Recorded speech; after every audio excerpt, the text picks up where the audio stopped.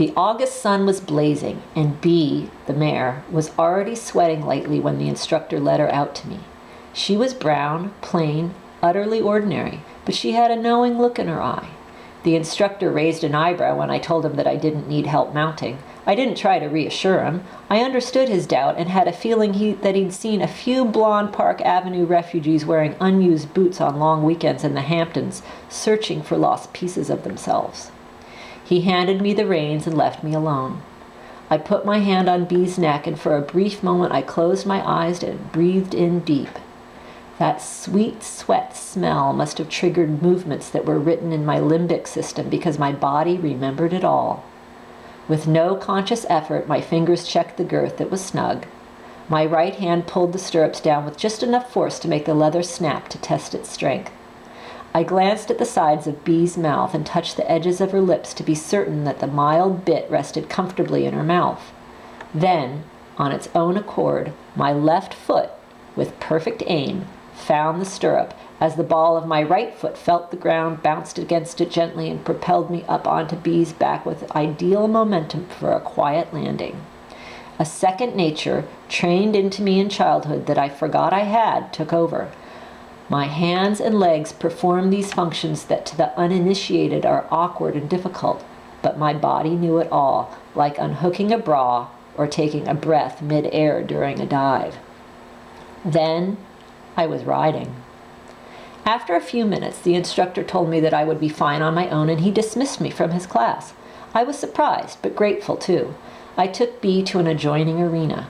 The instructor glanced out at us a few times as I rode Bee on straight lines and wide curves. I rode her simply, with no interference, until I got the feel of her and she of me.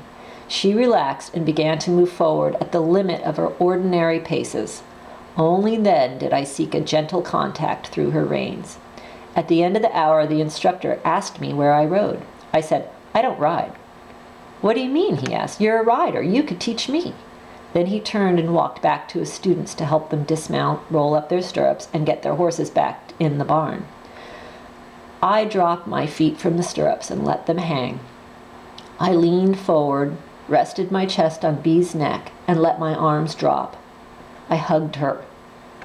Then I rolled left and let go. I went back to the beach house and sat on the porch in silence. For the first time in many years, I felt the knowing yearning I'd had as a girl, but it wasn't like before. Before was like sweet ideas. This one was like an announcement from the emergency broadcast system, a sudden and complete thought, loud and clear like a command. It came on with a vroom, like on that TV show, A Current Affair. I'd recently seen Maury Povich eating lunch with his newscasting wife, Connie Chung, on 3rd Avenue, so maybe I associated that. But anyway, I knew this idea, with its alarming soundbite, was crucial and absolutely mandatory, and I believed that I would be lost if I did not heed it. It said, "You need to be with horses." I thought, oh my God, this is God. I sort of didn't know, but I did know, and I knew I must obey his command. And in that moment, I sobered up. I immediately stood up and went inside to the phone. I called Mom and said, "Mom, this may sound crazy, but it's like a voice told me this. It said, you need to be with horses." And Mom, always wise, replied, "You should listen to that."